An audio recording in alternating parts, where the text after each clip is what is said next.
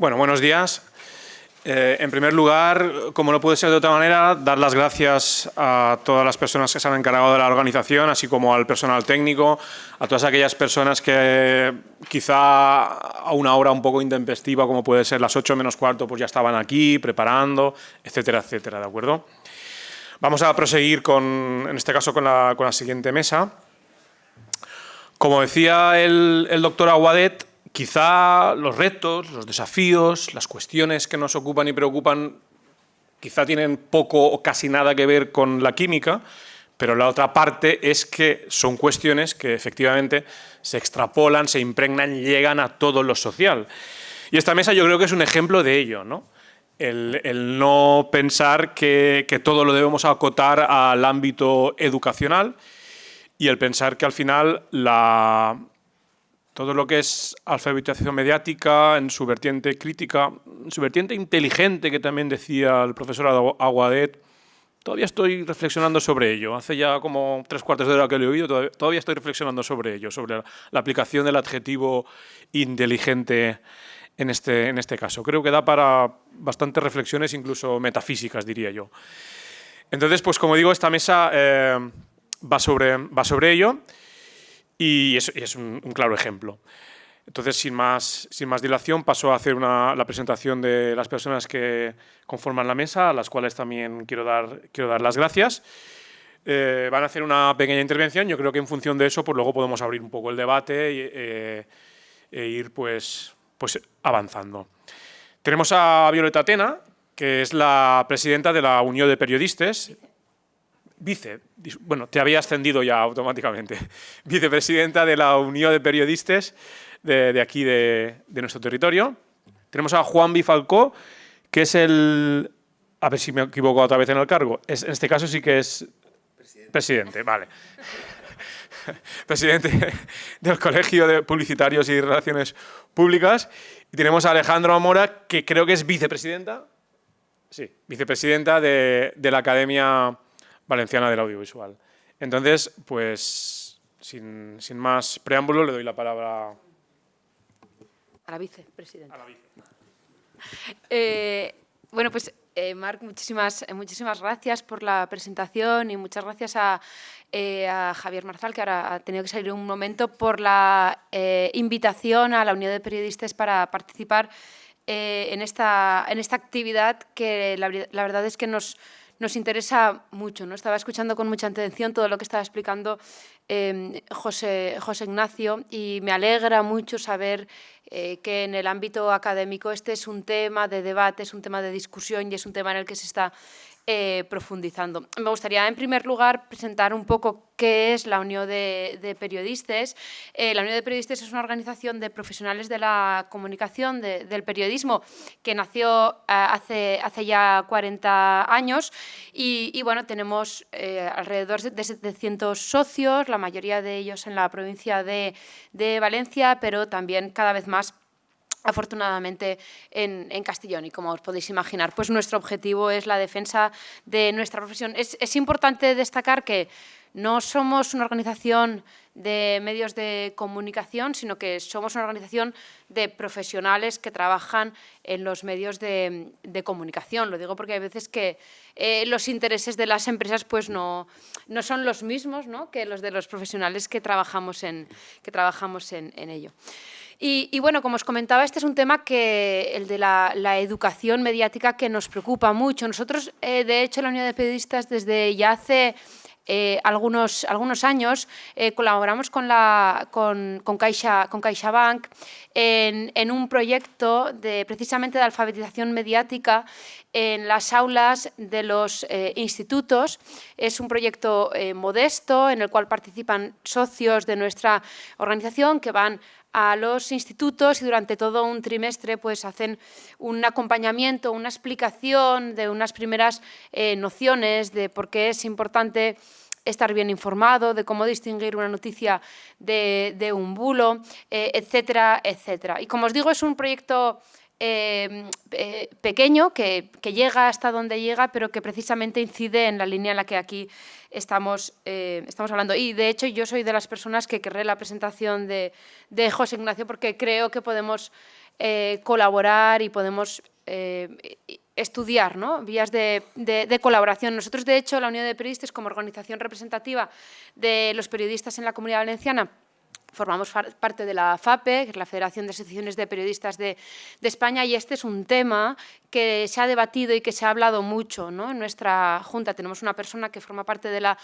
Junta y me comentaba, ¿no?, antes de venir aquí, que efectivamente hace bastante tiempo que intentan, en contacto con el Ministerio de Educación, que este sea un tema que se introduzca en los planes curriculares, ¿no? Y estoy de acuerdo con lo que comentaba José Ignacio, que cada vez le exigimos más a la escuela, al profesorado, ¿no? Pero creo que tenemos que encontrar el espacio, sea dentro de las aulas o fuera, fuera o dentro de las aulas, de hacer notar hasta qué punto es importante una sociedad bien informada, que sea capaz de distinguir las fuentes de información, etcétera, etcétera, porque al final lo que está en juego es también la calidad democrática, ¿no? Y eso lo hemos estado viendo en estos últimos 5 años, ¿no?, en el que pues esa distopía de la que quizás hablábamos hace 5 años en algunas series de televisión, etcétera, pues ha resultado que se están convirtiendo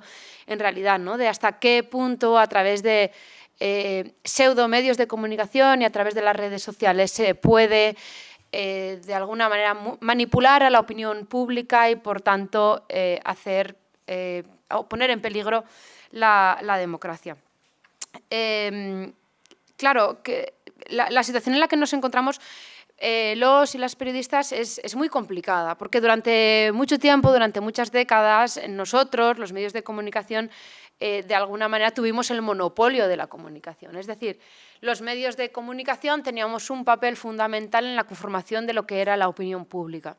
Pero eso, desde finales de los años de 90, con la popularización, el inicio de la popularización de las redes sociales, ha cambiado profundamente, y hoy en día son muchísimas las fuentes de información a las cuales tenemos acceso. Algunas bien intencionadas, sin venir de los medios de comunicación, pero otras en absoluto no lo están, ¿no? Hemos perdido ese monopolio y de hecho,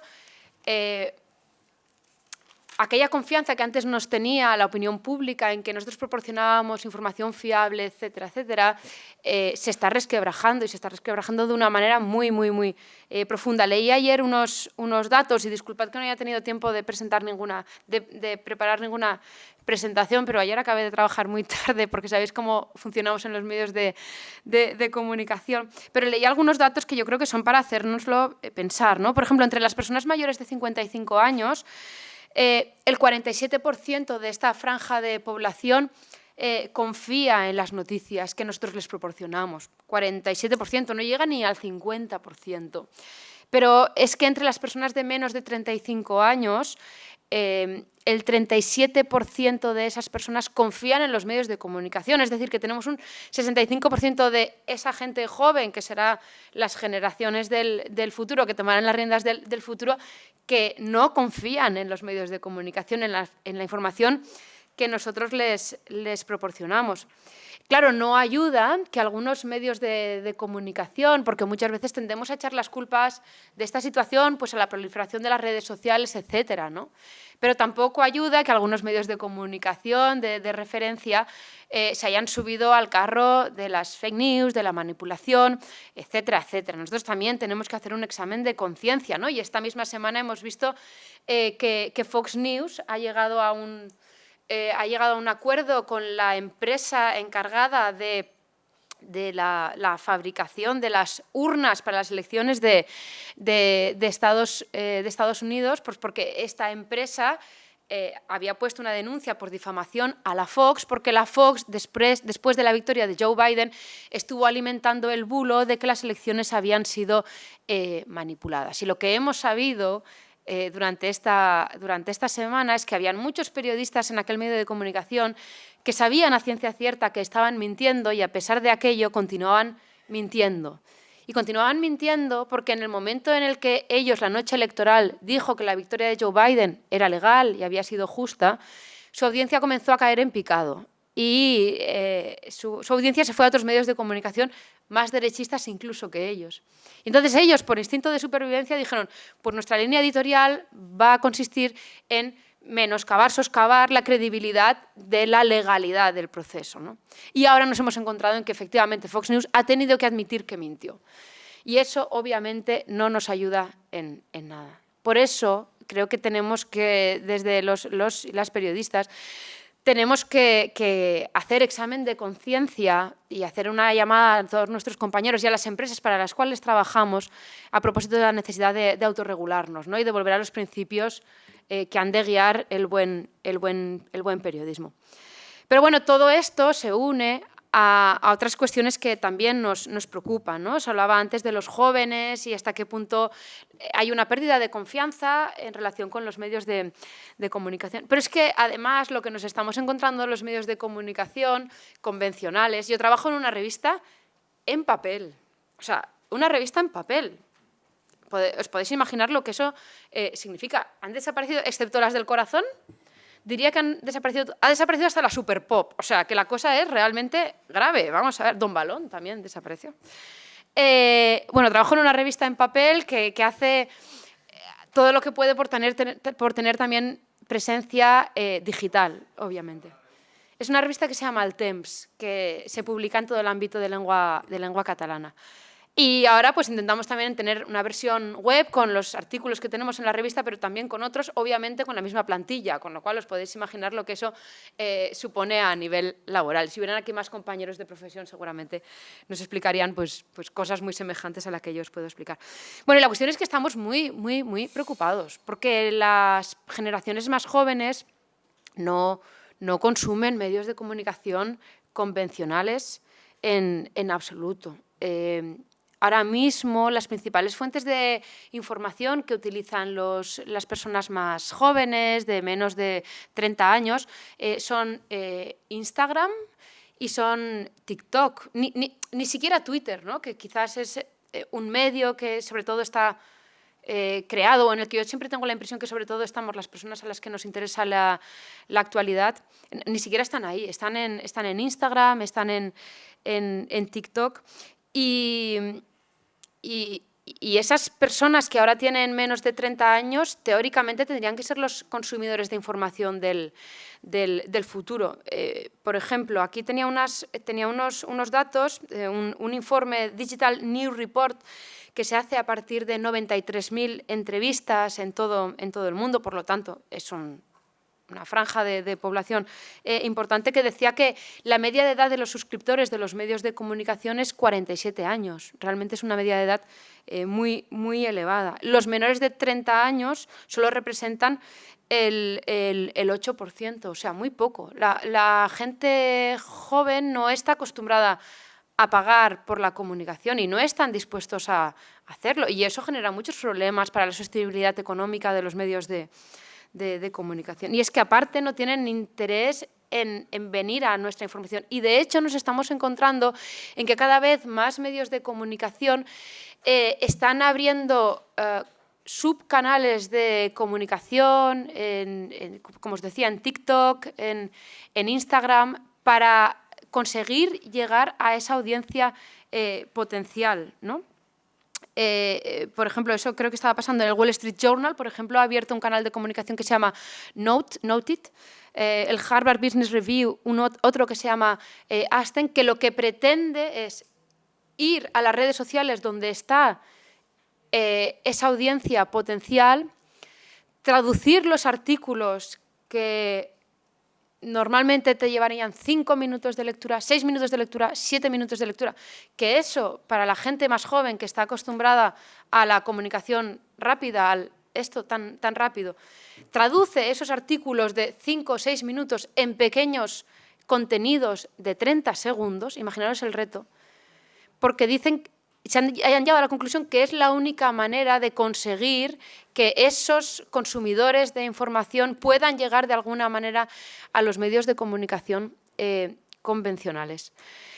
Por lo tanto, ahora mismo los y las profesionales de la comunicación tenemos un reto grandísimo para saber llegar a esa población y también y sobre todo para convencerles de que informarse bien, de que tener información contrastada es importante y que les hace más libres, y que si les hace más libres también tendremos una mejor calidad democrática. Por lo tanto, somos conscientes también desde la Unión de Periodistas que es mucho lo que nos estamos jugando en el futuro y en el presente de cara a hacer llegar este mensaje a las generaciones más jóvenes, ¿no? Y no estar escribiendo pues, para la nada. Así que, bueno, estas serían un poco las primeras reflexiones a poner encima de la mesa y luego pues, con los compañeros debatimos más cuestiones, si queréis. Muy bien, pues muchas gracias, Violeta. Bueno, Violeta ha dicho que trabaja en una revista que todavía se imprime, pero también es habitual en las tertulias de la Radio y Televisión Pública Valenciana. También es habitual su intervención, con intervenciones tan brillantes o más que la de hoy. Bueno, yo no sé luego cómo iremos de tiempo, pero por si acaso yo ya introduzco una primera cuestión muy rápida antes de dar la palabra. Has hablado mucho de confianza, pero como yo sigo con la reflexión esta metafísica en función de la aplicación del adjetivo inteligente, sigo todavía en ello, pues ya que estamos un poquito en el espacio más metafísico, yo te diría, como además profesor de educación y comunicación que soy en esta facultad, y que puedo corroborar lo que comentas de ese alumnado que por lo general no llega a los 30 años, yo ya introduciría una pregunta. En base a esa no confianza, o llamémosle desconfianza directamente, ¿cómo crees tú que el mundo del periodismo podría procurar intentar recuperar la autoritas en cuanto a lo que es, bueno, esa confianza de que nosotros podemos seguir informándonos de la realidad, ¿de acuerdo? Te lo dejo ahí en el aire. ¿Me dejas un rato para pensar? Sí, claro. Ya te lanzo la pregunta ahora porque así mientras intervienen Alejandra y Juanmi lo puedes pensar. Ya lo he hecho con esa intención para que luego no me digas que lo hago con premeditación y alevosía. Muy bien, pues le damos la palabra a Alejandra. Pues nada, muchas gracias por la invitación y muchas gracias por venir. Yo represento a la Academia Valenciana del Audiovisual. Es una academia, es una fundación financiada por el Institut Valencià de Cultura. Nosotros básicamente nos encargamos de promocionar y poner en valor toda la producción audiovisual y también los profesionales, ¿no?, que están detrás de esas producciones, y conectarlos con su público natural, ¿no?, que es el público de nuestro territorio. Y también, bueno, pues uno de los retos, ¿no?, que nos encontramos, la nueva Junta, ¿no?, que se renovó el pasado julio, fue la brecha generacional, ¿no?, que veíamos dentro de los académicos que formaban parte de nuestra academia. Con lo cual, pues bueno, siendo muy conscientes de que prácticamente no había gente joven, ¿no?, y que se estaba dando una revolución tecnológica a la que le estábamos dando la espalda, ¿no?, porque estamos acostumbrados a contenidos tradicionales. La televisión lineal, bueno, pues está en crisis, hay un auge ahora mismo de plataformas, una guerra terrible, pero también nuevos contenidos, ¿no? ¿Qué pasa con todos los contenidos que se generan para plataformas? ¿Qué pasa con la realidad virtual, los videojuegos, la animación, etcétera, ¿no? Por tanto, uno de nuestros retos y de nuestras prioridades ahora mismo es conectar con todos estos jóvenes que están haciendo estos contenidos, ponerlos en valor y conectarlos también con la sociedad. Entonces, por un lado, me parece urgente conectar con esta audiencia y también generar un pensamiento crítico, porque la revolución, la tecnología siempre va a estar en constante evolución, pero ¿quién está detrás de esos generadores de contenido? ¿Cuál es el pensamiento crítico? la cultura siempre va por delante de los cambios sociales, de alguna forma es la vanguardia de lo que viene después. Y ahí es donde nosotros tenemos que estar atentos y generar un espacio de reflexión, de debate, que es lo que pretendemos ser dentro de la academia. Otra de las cuestiones que nos parecía muy importante, ¿no?, es atender a todo este cambio que se estaba produciendo dentro del audiovisual valenciano, con producciones que están llegando muy lejos a nivel internacional. Teníamos este año el caso, por ejemplo, del Agua, dirigido por Eleonor López Riera, que se estrenó en el Festival de Cannes. Y bueno, pues una de las novedades, ¿no?, y de los hitos que se realizó, pues fue realizar el preestreno, en lugar de llevarlo a Madrid, ¿no?, como generalmente se hubiera hecho, y generar un gran evento en la capital, pues ese preestreno se llevó a Orihuela, ¿no?, que es el lugar donde se había rodado la película y de donde es originaria la directora. Con lo cual tú estás conectando con el público de ese territorio, pero también estás poniendo en valor, ¿no?, una idiosincrasia, una cultura y a las personas que lo integran. Y bueno, el evento fue un éxito total. Y como el caso del Agua, pues están sucediéndose otros fenómenos también. El fenómeno Basil, que fue la película que ganó en los pasados premios Berlanga, que son unos premios que organizamos anualmente para poner en valor las producciones de cada año. Y bueno, en esa línea estamos, ¿no?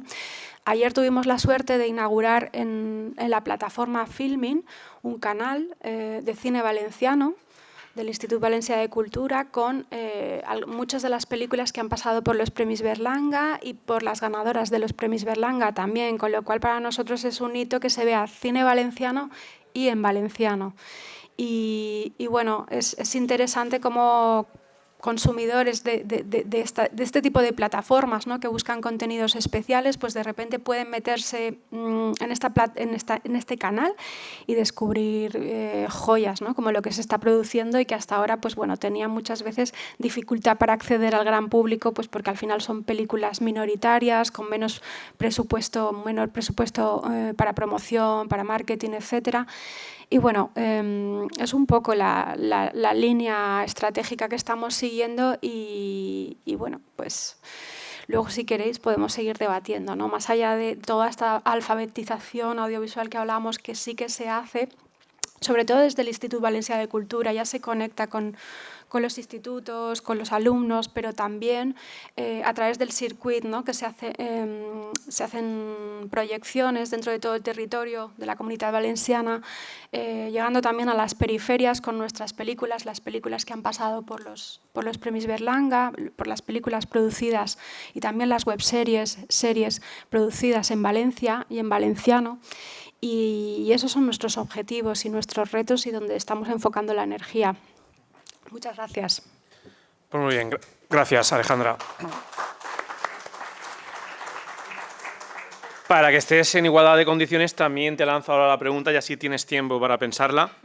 Me salgo ya del espacio metafísico, por fin.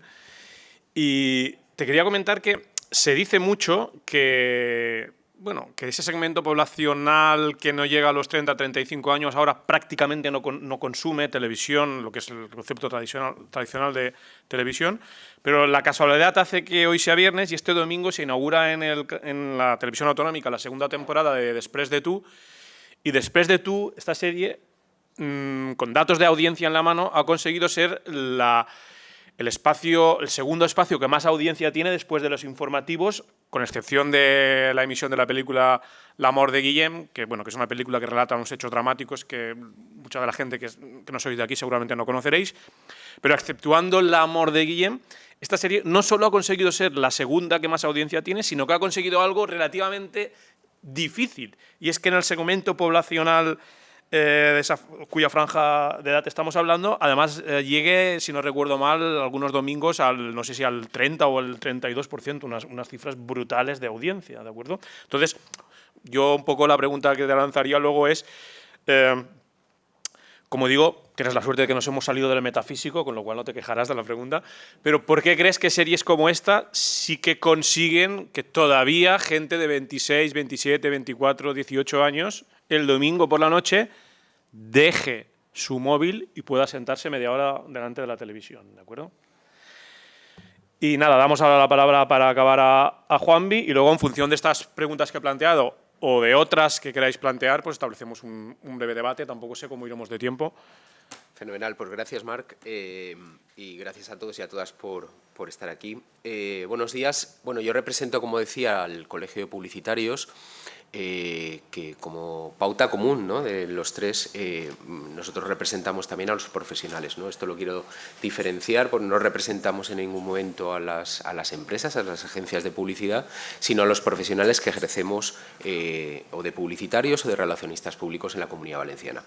El colegio, a diferencia un poco de los compañeros, de las compañeras, es un colegio oficial. Esto quiere decir que emana de una ley de Cortes Valencianas. Nosotros tenemos un mandato muy claro, viene por ley. Nuestros estatutos fundacionales vienen de una ley de Cortes y tienen una doble vertiente, ¿no?, que está muy vinculada con todo lo que vamos a hablar hoy. Por un lado está la ordenación de la profesión publicitaria en el territorio de la Comunidad Valenciana. Nosotros debemos actuar como garantes del buen ejercicio profesional de los publicitarios y los relacionistas públicos aquí en el territorio nuestro. Exigir la colegiación, porque la colegiación es obligatoria, la colegiación para ejercer como publicitario es obligatoria en este territorio, si bien es cierto que no se está exigiendo como se debería. Y luego una derivada, que creo que es la que más relación tiene con todo lo que vamos a hablar hoy aquí en el colegio, que es precisamente el poder dar soporte a los profesionales para tener esa actualización y esta conexión continua con el entorno cambiante de todo lo que sucede aquí en el sector publicitario. Al final, el rol de la publicidad en lo que es el panorama de la comunicación actual, yo lo resumiría, iba a decir, en un cambio de paradigma, ¿no?, con el tema de la revolución digital o con los cambios digitales, las plataformas y demás, pero ahora ya con la inteligencia artificial casi que esto se nos va a quedar un poco hasta obsoleto, ¿no?, porque esto no va a ser un cambio de paradigma y considero que de verdad va a ser un cambio de era, ¿no? Vamos a ver esto por dónde sale, ¿no? Cuando hay gente tan nerviosa diciendo cosas como Elon Musk, de esto hay que pararlo, como hay gobiernos como el de Italia que ha planteado y ha cerrado ChatGPT, el gobierno español se está planteando también limitarlo, aunque sea temporalmente por un tema de revisión de protección de datos, etcétera. Quizá esto no vaya a ser un cambio de paradigma, sino que vaya a ser un cambio de verdad mucho más profundo, ¿no?, y que va a afectarnos a todos. Al final, cuando aparecen todas las plataformas digitales, lo que como publicitarios hemos sentido es que se ha desvirtualizado mucho el creador de contenidos, ¿no? La figura del creador de contenidos se desvirtúa, todos somos generadores de contenidos ya, a través de lo has comentado antes, efectivamente desde el punto de vista de los periodistas también, ¿no? La información ya la generamos todos, o la genera cualquiera, puede generar información en cualquier canal, ¿no? Aquí el problema está, o el debate me gustaría también guiarlo mucho hacia dónde está esa responsabilidad. Con José Ignacio, y felicidades por el premio y por tu intervención. El debate está en, todos trabajamos sobre una audiencia, sobre la audiencia, esto está claro.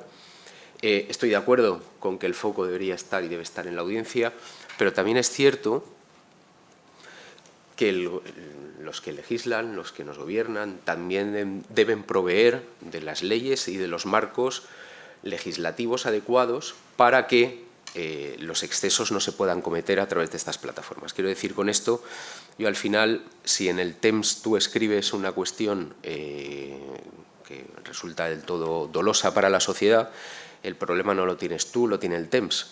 Si en TikTok no sé quién dice una barbaridad que afecta o tiene unas consecuencias, el problema no lo tiene TikTok, no lo tiene el influencer, lo tiene TikTok, ¿no? Entonces, ¿quién tiene la responsabilidad de las cosas en todo este sector nuevo, en todas estas plataformas nuevas, en todo esto, ¿no? ¿Quién tiene la responsabilidad sobre los derechos de autor en ChatGPT? ¿Quién tiene la responsabilidad sobre las cosas que se generan, sobre la información que se genera, sobre las fake news que se pueden generar a través de todas estas nuevas tecnologías y estas nuevas plataformas, ¿no? Yo creo que al final el Colegio de Publicitarios está trabajando y trabaja muy de la mano de las universidades. Está la primera, porque tiene el grado de Publicidad y Relaciones Públicas, es una de las 4 universidades de la Comunidad Valenciana que lo tiene. Trabajamos de la mano de las universidades también para utilizar de alguna manera todo el conocimiento de las empresas y de las agencias y de los profesionales para trasladarlo lo antes posible a los futuros profesionales que van a incorporarse al sector publicitario y que de alguna manera esa educación mediática, esa educación y esa responsabilidad a la hora de ejercer como publicitario llegue cuanto antes al profesional, pero sí que es cierto que tiene que existir un marco regulatorio que de verdad esté a la altura de las circunstancias y con la rapidez y la agilidad que ahora mismo los cambios sociales están requiriendo. Si queréis hablamos un poco sobre esto. Ya está aquí. Muy bien, pues gracias. En tu caso, mejor no te planteo yo ninguna pregunta, sino parece que las quiero acaparar todas. Si os parece, abrimos un poquito el debate, podéis plantear también un poco desde el público y luego ya en función de eso reordenamos el debate y que también vayan resolviendo las cuestiones que he planteado y si no también le planteo yo alguna a Juanmi.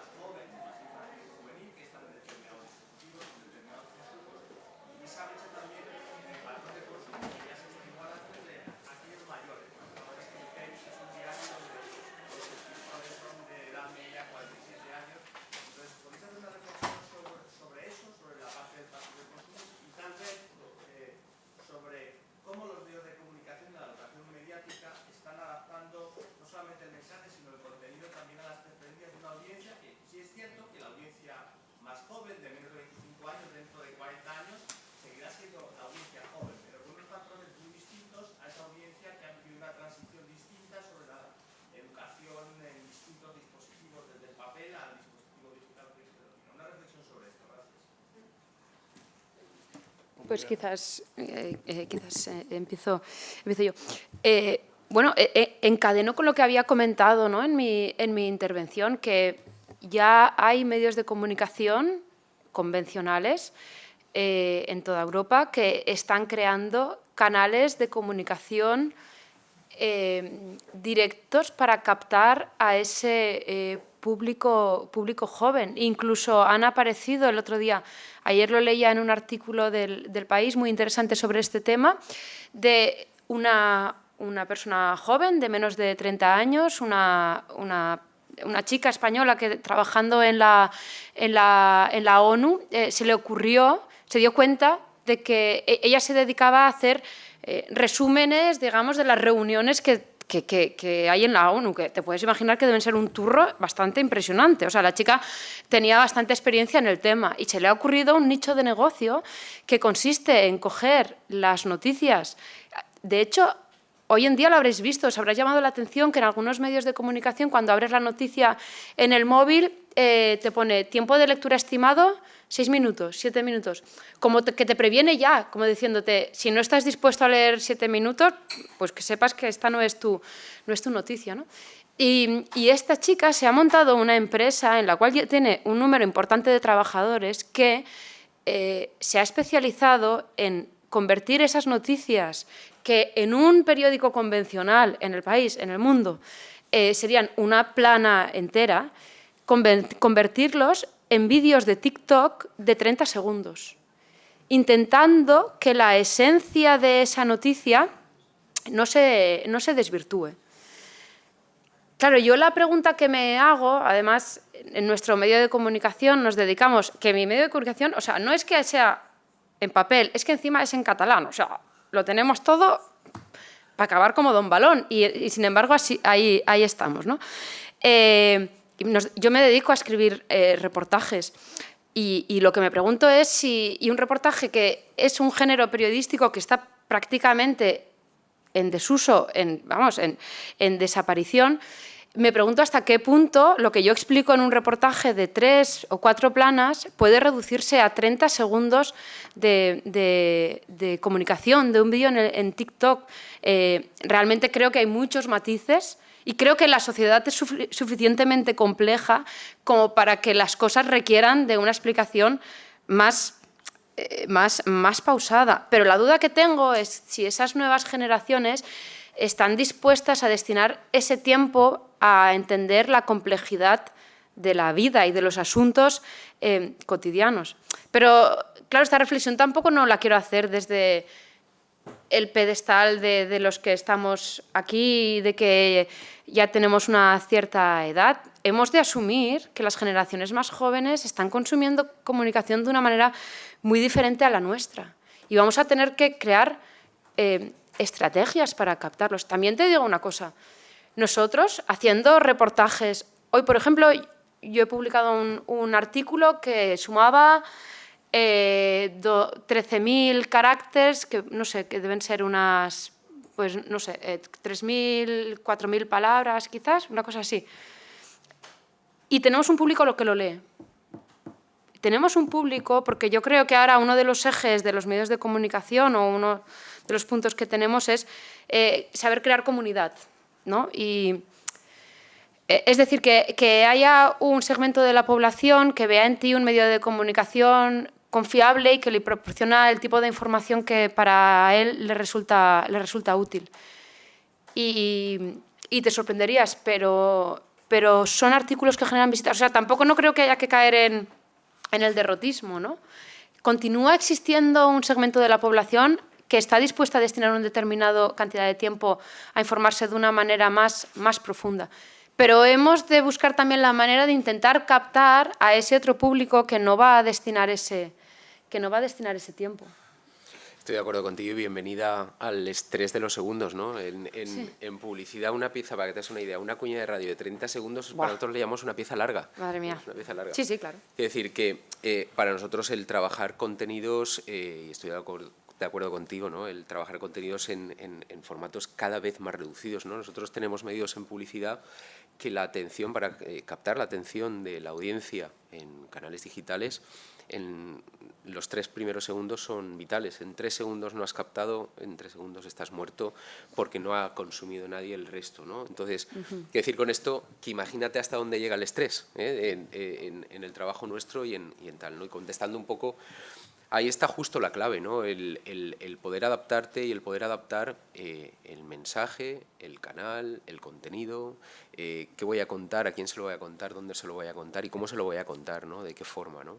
Puede ser con un corto, puede ser con una pieza de un bumper en YouTube de 10 segundos, puede ser con 1000 cosas, dependiendo de a quién te dirijas, ¿no?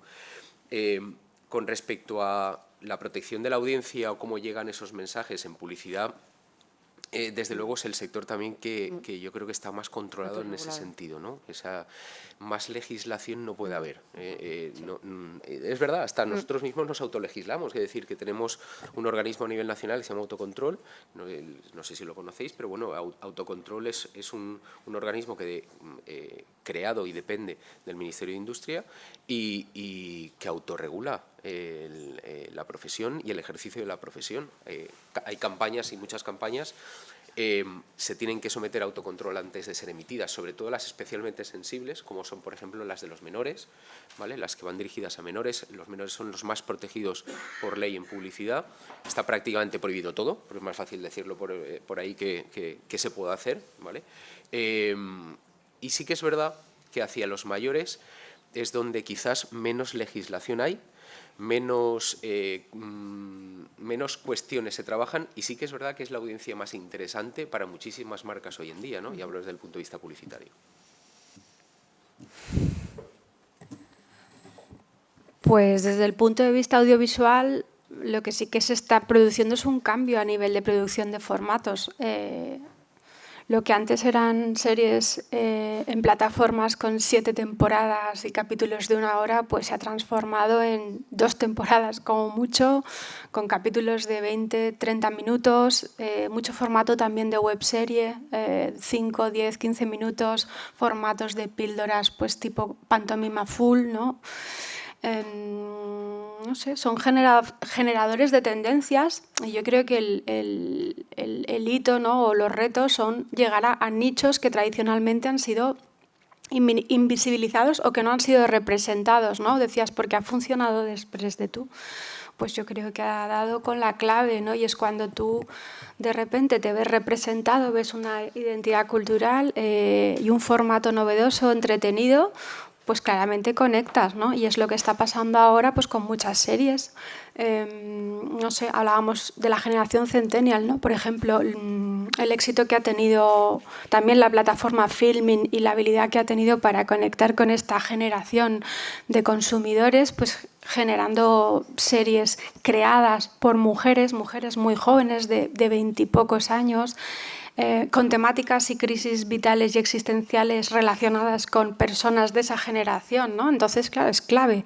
Si tú haces contenido creado por adultos de 30, 40, 50 que van enfocados a esas temáticas que generalmente son más conservadores o más heteronormativas, pues te vas a quedar siempre ahí.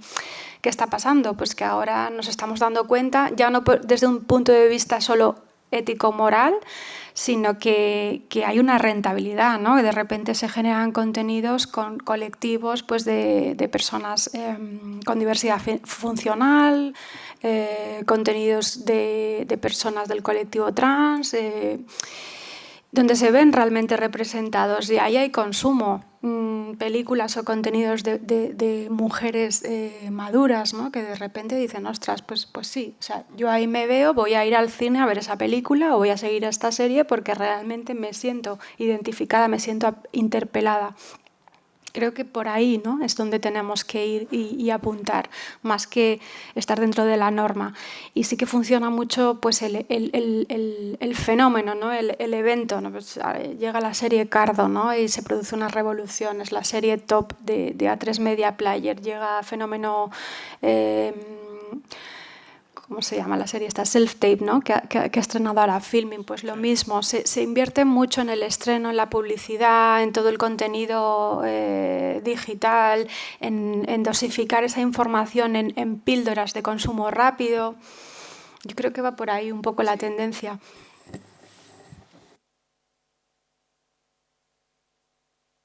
Gracias. Mi pregunta es, bueno, estamos todo el rato hablando de el papel de la audiencia, también por cómo se llama la cátedra, y hablamos del papel de la audiencia y lo que está dispuesto a asumir la audiencia en cuanto a información. Pero me gustaría trasladarlo hacia los profesionales, como vosotros, que cuál es nuestra obligación, o no obligación, sino dónde nos posicionamos y nosotros que somos también creadores de contenido, si podemos como adaptarnos y además nuevas generaciones, nosotras, si nos debemos de adaptar a los nuevos formatos o dónde posicionarnos en esta, porque parece que haya mucha separación, dónde nos posicionaríamos nosotros, no la audiencia, que ya estaba bastante claro. A ver, si queréis empiezo yo. Entiendo que te estás refiriendo a cómo nos posicionamos nosotros frente a esa audiencia como profesionales y como creadores de contenidos que al final somos todos, ¿no? Desde el periodismo, desde la publicidad o desde el audiovisual. Bueno, el colegio de publicitarios esto lo tiene, yo lo tengo muy claro. Quiero decir que al final cómo nos posicionamos con responsabilidad. Quiero decir, al final, como te decía antes, ¿no?, nosotros tenemos todo un marco regulatorio y un marco legal muy amplio que nos regula y nos autorregula. Tenemos el propio colegio, es un colegio que ejerce la vigilancia de las buenas prácticas y la ética, ¿vale?, que yo creo que la ética ya ha salido varias veces encima de la mesa, me parece súper interesante. Y apelamos a la responsabilidad de ese profesional a la hora de ejercerlo, ¿no? ¿Y cómo? Combatiendo el intrusismo, ¿vale? Al final, el colegio lo que está trabajando y trabaja mucho es por defender que el ejercicio profesional de la publicidad es un ejercicio de máxima responsabilidad. Nos dedicamos a influir en el comportamiento de las personas, ¿vale?, para vender. Y esto, en manos de alguien que no sea profesional, puede ser un arma muy complicada. Entonces, responsabilidad, vigilancia, formación, ¿vale? Y por eso nosotros desde el colegio exigimos y pedimos que aquel que ejerza en el ámbito publicitario sea un profesional colegiado y que sea un profesional formado en la universidad para que sea competente y responsable con lo que está haciendo y diciendo, ¿no? de ahí viene nuestra guerra o nuestro planteamiento más grande. He participado en varios debates últimamente sobre este tema, que es con el tema de los influencers, que ha salido y sale por todas partes, ¿no? El tema de los influencers lo plantea también José Ignacio, ¿no? A mí me parece un peligro tremendo, ¿no? En ese sentido, nosotros le llamamos las VTC de la publicidad, ¿no? Al final son algo que no está regulado. Recientemente se ha modificado la Ley de Comunicación Audiovisual este año pasado, y el tema de los influencers ha pasado otra vez a capítulo siguiente, y hablaremos de esto. Vuelven a ir por detrás en ese sentido, que es lo que comentaba antes en el tema legislativo, y lo fían a que ellos mismos se regulen y que se pongan de acuerdo en quién es el contenido, quién es la responsabilidad de todo esto, ¿no? Entonces, para nosotros eso es muy grave, ¿no? Eso es una situación de competencia absolutamente desleal frente a determinados. No te estoy hablando de todos, pero sí que hay muchísimos creadores de contenidos que no están dentro del marco legal y del marco ético que nosotros sí que estamos aplicándonos.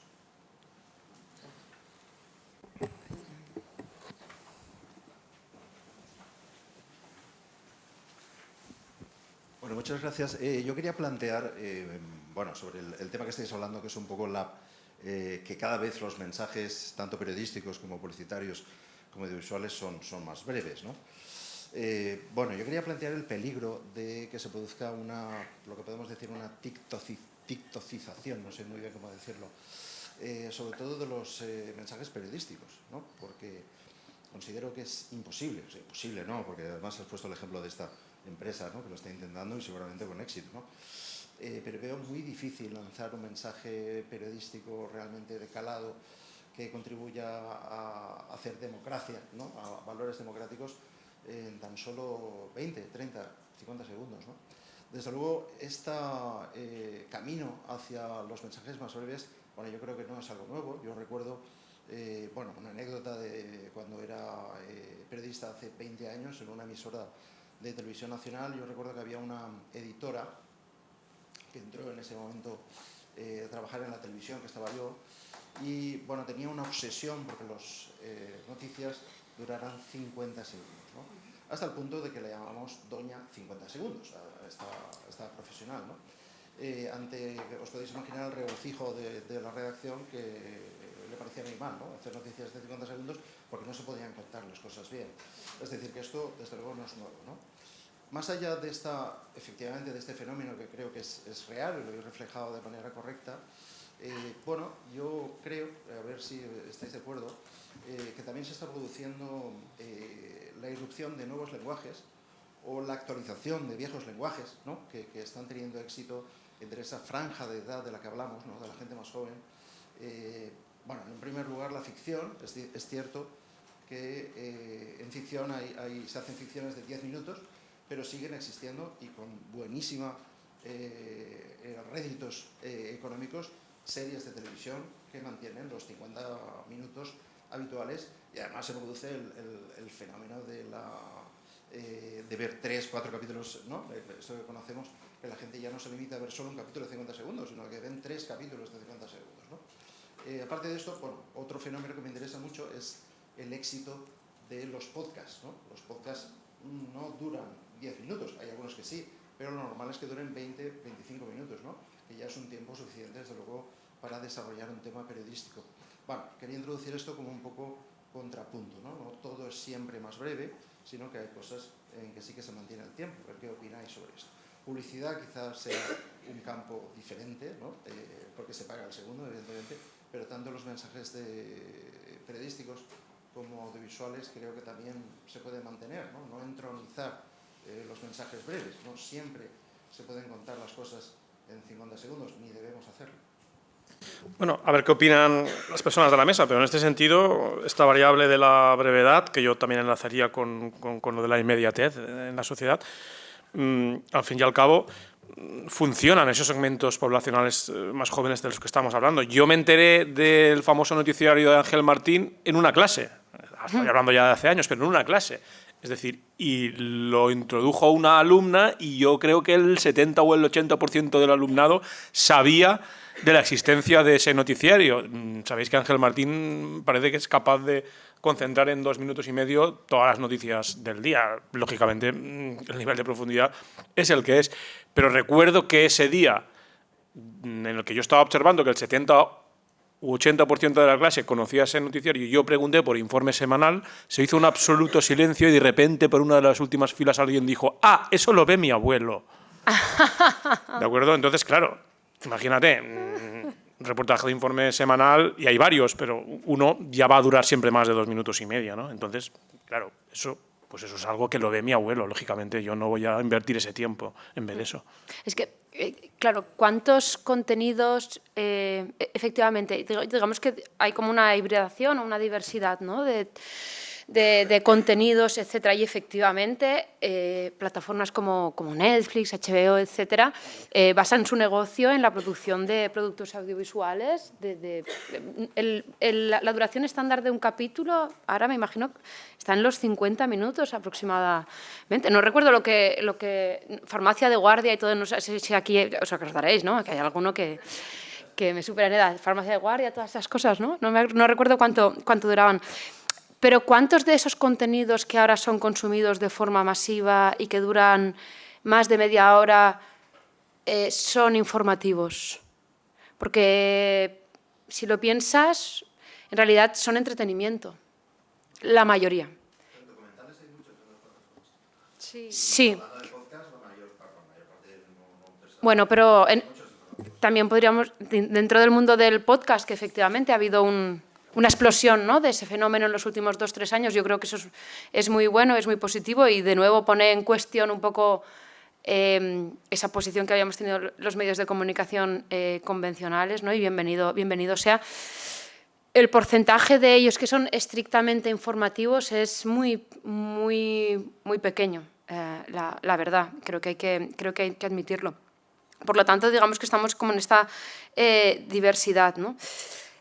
Yo creo que aquí el reto es convencer a las generaciones más jóvenes y quizás no tan jóvenes, ¿no?, de que informarse cuesta tiempo. Y en la época de la inmediatez en la que vivimos, pues lo de que informarse cuesta tiempo va un poco a contracorriente, ¿no?, de lo que son las tendencias. Y hay que convencerles también de que hay que pensar un poco en tener una dieta, igual que tanta atención le prestamos al tema de la nutrición hoy en día y el estado de salud físico, incluso el mental, ¿no?, que ahora también se ha puesto un poco como de moda, afortunadamente. Bueno, pues también hay un concepto que hay que introducir en el debate, que es el de la dieta informativa, ¿no?, y la necesidad de que la gente sepa distinguir, y ahí ya no hablo de jóvenes, que es que a la gente mayor se la cuelan, pero bien, de distinguir qué medios de comunicación son confiables y cuáles no. Yo no tengo una fórmula. Es decir, nosotros lo que estamos haciendo en la Unión de Periodistas con la ayuda financiera de CaixaBank es una gota de agua en el medio del océano, y realmente el reto es mayúsculo. Y luego nosotros también tenemos otra cuestión, porque estaba comentando Juanvi que ellos tienen, efectivamente, el sector de la publicidad está hiper regulado, y en cambio en el ámbito de la comunicación de la información existe el derecho a la información, que es un derecho consagrado en la Constitución española, que es un derecho de máximos, y de alguna manera el campo es muy amplio, ¿no?, y permite que muchos mensajes y que muchos distribuidores de información se acojan a ese derecho a la información y a la libertad de expresión, pues para a veces hacer todo tipo de tropelías, ¿no? Y por lo tanto nosotros somos una profesión que normalmente ha abogado siempre por la autorregulación, pero haciendo uso de ese derecho a la libertad de expresión, hay muchos actores que lo están aprovechando, pues para su propio beneficio, ¿no? Entonces, es muy difícil porque, bueno, las cabeceras históricas todos sabemos cuáles son y diríamos que son medios de comunicación, lo diríamos sin dudar, ¿no? Pero están apareciendo muchos medios de comunicación digitales en los cuales a veces es difícil distinguir si realmente estamos hablando de un medio de comunicación o estamos hablando simplemente de una plataforma, una página web que utiliza ese espacio y el derecho a la libertad de expresión pues para difamar, para menoscabar la democracia, y a todo esto, para acabarlo de arreglar, tenemos que añadir que la mayor parte de la gente se informa a través de las redes sociales, y que esas redes sociales no son neutras, sino que están condicionadas por unos algoritmos de unos señores que lo que quieren es crear flujos de comunicación muy determinados, y saben muy bien que lo que emociona es lo que genera más respuesta, ¿no? Y que por lo tanto genera más dinero. Entonces, bueno, realmente por la situación que afrontamos nosotros como profesionales, pero la sociedad en su conjunto, pues son retos que son importantes. Damos la palabra también sobre esta cuestión a Alejandra y a Juanmi, pero no te olvides del Autoritas, ¿eh? La pregunta, si es yo sé que era compleja, pero la pregunta sigue estando ahí, aunque sea para el final, ¿de acuerdo? Bueno, en nuestro caso, claro, hablamos más de entretenimiento. Entonces, en este sentido, yo creo que no es tanto la duración, sino la posibilidad de acceder a ese contenido cuando tú quieras y consumirlo como tú quieras. Entonces, lo mismo puedes consumir 3 capítulos en un día que verte medio y dejarlo para más tarde. O incluso, dependiendo del momento en el que te encuentres, pues decir, pues me voy a poner una serie de Netflix encefalograma plano, o me voy a la peli de autor que me apetece verla y necesito estar despierta y son 3 horas de esta persona, pero las quiero ver con conciencia. Otra de las cosas que creo que sigue funcionando, pero que hay que cambiar también un poco la dinámica de cómo se vende y cómo se consume, es el consumo en pantallas grandes, ¿no? O sea, este fenómeno de voy a comer palomitas y me meto a ver la peli, pues solo pasa con los blockbusters. Pero sí que podemos hacer otro tipo de eventos, ¿no? De generar la experiencia, que ahora se hace mucho, ¿no? Lo hace mucho Mercacine, que es una asociación que crea club de cinéfilos, y entonces quedan para ver películas. Muchas veces los propios cines traen a los directores, lo hacen mucho los cines LIS, y se genera una experiencia de conversación con ese director, ¿no? o con parte del equipo, y después de esa proyección, pues generalmente las personas se van a tomar algo, unas cañas o lo que sea, y continúa ese debate y tú creas un círculo. Entonces ya haces un hábito, no solo es ir a ver una peli, sino que estás generando una experiencia y un círculo, una red. También funciona con los festivales de cine, ¿no? Es un poco la cultura del evento. Es la peli y además algo más. Y y por último que eso, ¿no? Que también es muy triste ver el fast food con el que se consumen algunas producciones que incluso pues se visionan a doble velocidad, ¿no? Que es tremendo. Ese es el peligro, ¿no? Esa es la palabra que me acabas de robar, ¿no? El fast food, ¿no? El consumo rápido de todo. Has contado antes lo de Ángel Martín, al final leer titulares y ya está, ¿no? Y los titulares que ha seleccionado él, y con eso ya tengo hecho el informativo, ya sabemos todos lo que ha pasado hoy o pasó ayer, ¿no? Eso es un problema, y es un problema que no se le puede trasladar a los periodistas, ni se le puede trasladar a un audiovisual, ni se puede trasladar a un publicitario. Sí que es verdad que hay que trasladarlo a la educación, quiere decir, y vuelvo un poco a la jornada, ¿no? Al final, quien recibe, la audiencia que recibe toda esta información debe saber que debe contrastar, que debe leer, que debe profundizar, que debe comparar, que debe... eso es lo que se debe trabajar desde el sistema educativo, ¿no? Y en todas las fases, hablo desde los pequeños hasta los universitarios, ¿no? La capacidad de discernir y la capacidad del pensamiento crítico, creo que es algo que tiene que estar ahí y que tenemos que tener todos muy claro, pero desgraciadamente esto es así. La tiktokización que habéis dicho, esto es así, no se puede evitar. El consumo rápido es así, de series, de todo. Nos tenemos que adaptar a esto.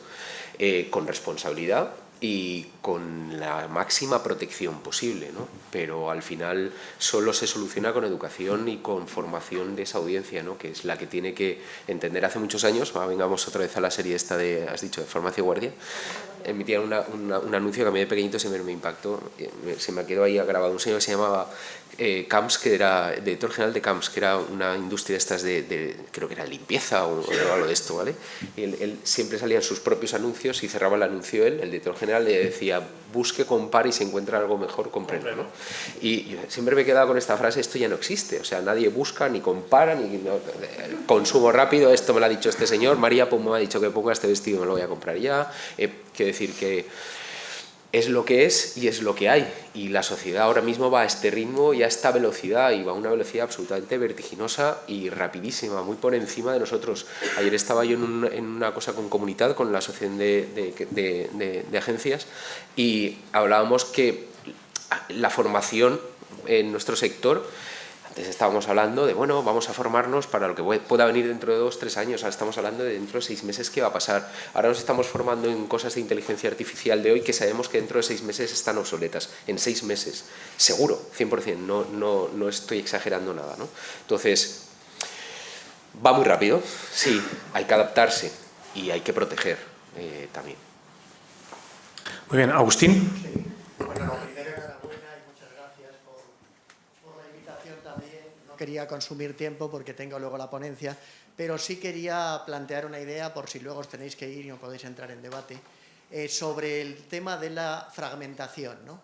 Es decir, las comunidades autónomas tienen la ventaja de trabajar cohesionadamente, profesionales de la educación, profesionales de los medios, instituciones. Cuando te referías a los informativos, sabéis que hay modelos de informativos en todo el mundo para jóvenes de 12-15 minutos.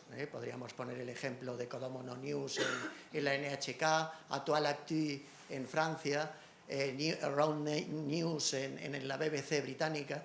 Entonces, esos formatos permiten dar participación a los propios niños y jóvenes y además plantear los problemas que les interesan específicamente, como que un niño pueda entrevistar al primer ministro de un país determinado, en el caso concreto del Reino Unido.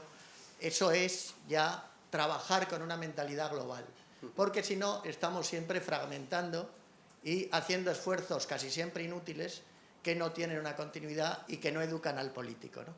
Y en ese sentido es importante, por ejemplo, plantear en el campo de la publicidad, conocerás a Jorge Martínez y las pastillas contra el dolor ajeno, que es una campaña integral precisamente para ser solidarios frente a los problemas de la población, porque muchas veces, luego lo voy a desarrollar, hablamos de currículum, ya se ha dicho antes por parte de Ignacio, y hablamos de esas materias que nos hacen estar siempre deprimidos en relación a los análisis de PISA, y sin embargo no analizamos, por ejemplo, el número de suicidios infantiles que existen en este momento en el país.